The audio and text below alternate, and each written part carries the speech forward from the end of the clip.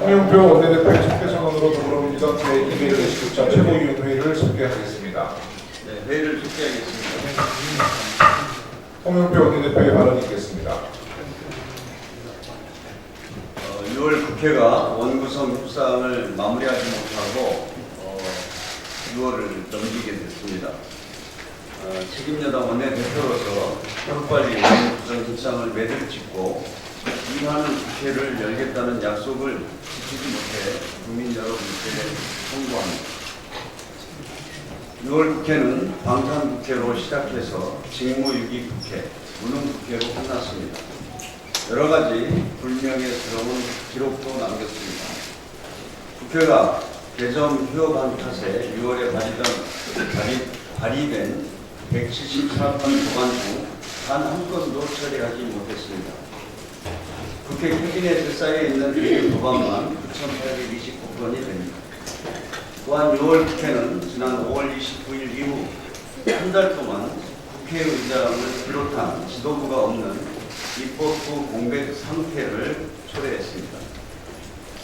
상가 임대차 보호법 등 시급한 민생 법안, 규제개혁 법안을 처리하지 못했으며 한반도 평화체제를 뒷받침해야 할 다양한 활동들도 모두 멈춰버렸습니다. 여야 모두 반성해야 합니다. 이를 위해 다음 주 초 재개하는 국회 원구성 신무 협상을 최대한 빨리 매듭짓는 것이 급선무입니다. 그래서 7월 첫째 주라도 국회의 문을 열고 민생을 챙기는 국회의 모습을 국민께 보여드려야 합니다. 민주당은 앞으로도 대화와 타협의 자세로 야당과 협상에 임하겠습니다. 야당도 원구성 협상을 당의 이익이나 정쟁을 위한 수단으로 삼지 말고 국회 정상화를 위해서 수당적으로 협력해 주실 것을 다시 한번 부탁드립니다. 7월 1일부터 300인 이상 사업장을 시작으로 근로시간 단축이 본격적으로 시행됩니다. 근로시간 단축은 OECD 회원국 중 멕시코 다음으로 오래 일하는 우리 국민들의 삶의 질을 향상시키고 경쟁력을 높이기 위한 것입니다. 장시간 노동으로 생산성이 저하되고 결과적으로 산업 경쟁력을 떨어뜨리는 현실을 개선하고 일과 삶의 균형을 맞추기 위해서 반드시 필요한 것입니다. 지난 2월 여야가 한마음 한뜻으로 근로기준법 개정안을 통과시킨 것도 이 같은 필요성에 동의했기 때문입니다. 처음 시행되는 근로시간 단축이 약간 혼란스러울 수 있습니다. 14년 전인 2004년 주 5일 근무제를 시행할 때도 많은 걱정과 우려가 있었습니다. 시행하기도 전에 섣부른 도입이다, 산업 현장의 대혼란이 우려된다, 국가 경쟁력을 악화시킬 것이다 라는 지적이 많았습니다. 하지만 주 5일 근무제는 국민들에게 여유로운 주말을 선사했으며 내수경기 진작과 같은 긍정적 효과를 내면서 성공적으로 안착했습니다. 정부 당국은 근로시간 단축이 국민의 삶과 기업 현장에 성공적으로 안착할 수 있도록 모든 행정력을 집중해야 할 것입니다. 상시적인 모니터링을 통해 기업과 노동 현장의 어려움을 점검하고 부작용도 꼼꼼히 보완해야 됩니다. 아울러 근로시간 단축이 새로운 일자리 창출이라는 성과로 이어지게 해야 합니다. 일자리 함께하기 사업 등 근로시간 단축에 대비해 마련해 놓은 정책 수단을 차질 없이 집행해야 할 것입니다. 민주당도 근로시간 단축의 빠른 안착을 위해 법적 제도적 노력을 다하겠습니다. 내년 이후 근로시간 단축이 확대 시행되는 것에 대비해서 더 보완할 것들을 충분하게 보완하도록 하겠습니다. 내일로 민선 6기 지방정부가 막을 내리고 7월부터 민선 7기 지방정부가 출범합니다. 취임을 앞둔 모든 방역 기초단체 장과 장들께 미리 축하의 말씀을 드립니다. 지난 6.13 지방선거에서 국민들께서는 민생과 평화의 길을 뒷받침할 든든한 지방정부를 뽑아주셨습니다. 민선 7기 지방정부에 대한 국민의 기대와 관심이 어느 때보다도 큽니다. 이제 국민의 나라, 정의로운 대한민국을 만들어달라는 국민의 요구에 화답해야 할 때입니다. 앞으로 어떻게 4년 지방정부를 이끌고 나가느냐에 따라 지역 주민들의 삶이 달라진다는 것을 잊지 말아주시기 바랍니다.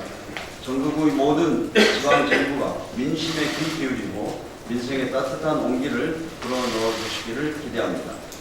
정부 여당도 입법과 정책, 예산 지원을 통해 지방정부의 성공을 적극 돕겠습니다. 이상입니다. 박한주 최고위원의 발언 듣겠습니다. 국민의 안전을 지키는 것은 국가의 책임입니다. 나돈 침대에 대한 국민들의 불안감이 잦아들지 않고 있습니다. 지난 5월 3일 나돈 침대 문제가 최초 보도되는 제2의 가습기 살균제로 불릴 정도로 나돈 침대의 공포는 국민들의 일상 깊이 침투했습니다. 하지만 최근 정부의 수습과 대응책은 국민들의 불안감을 완전하게 해소하지 못하고 있습니다.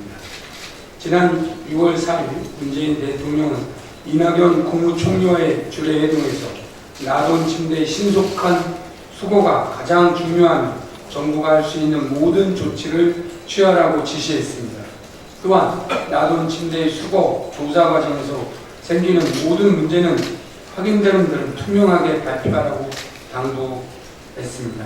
이에 우체국이 나서 나돈 침대를 집중 수거했으며 현재 총 수거 대상 8만 8천 개 중 4만 1천 개가 수거된 상태입니다. 하지만 수거된 나돈 침대는 야적장 인근 주민들이 마음대로 어디로 가져가 어떻게 처리할지 현재로서 방법이 없는 상태입니다. 국가적 재난사태에 대처하는 매뉴얼을 여전히 갖추지 못한 곳은 아닌지 다시금 생각하게 됩니다. 헌법 34조 6항에는 국가는 재해를 예방하고 그 위험으로부터 국민을 보호하기 위해 노력해야 한다고 하였습니다. 국민의 생명과 안정을 지키는 것은 국가의 책임입니다. 국가는 국민들의 불안감을 해소하고 건강을 지키는 일에 앞장서야 하고 국민적 불안과 불신을 해소할 방법을 마련해 대체해야 할 것입니다. 문제가 되는 나돈 침대를 마지막까지 회수하고 안전한 방식으로 나돈 침대를 해체하고 또 그 폐기물을 안전하게 처리할 수 있는 종합적인 플랜을 신속히 마련해야 할 것입니다. 문제는 속도입니다. 더 이상 무디게 대응해서는 안 될 것입니다. 지난 17년 11월 세월호 미수습자 5분, 한원군 남현철 박영인 양승진 교사, 권재근 권혁규 부자의 유해주자 찾지 못한 채 하늘나라로 보냈습니다. 4년하고도 2달이 흘렀습니다. 바로 세워진 세월호에 5명의 미수습자들을 찾는 수색 작업이 시작됐습니다. 이번 수색은 세월호를 직립시킨 상태에서 진행되는 만큼 미수습자를 찾을 수 있다는 기대감이 어느 때보다 높습니다. 지나는 시간 동안 가슴이 미어지는 슬픔 속에서 살아온 미수습자 가족들을 생각해서라도 충분한 시간과 정확한 수색을 통해 미수습자들이 하루빨리 가족으로 돌아올 수 있기를 온 국민과 함께 기원합니다. 해양수산부 세월호 후속 대책 추진단은 미수습자 가족과 국민 모두에게 후회가 남지 않도록 수색에 만전을 기해줄 것을 바랍니다. 이상입니다. 네, 이것으로 회의를 비공개를 전환하겠습니다. 언론 여러분의 협조 부탁드립니다.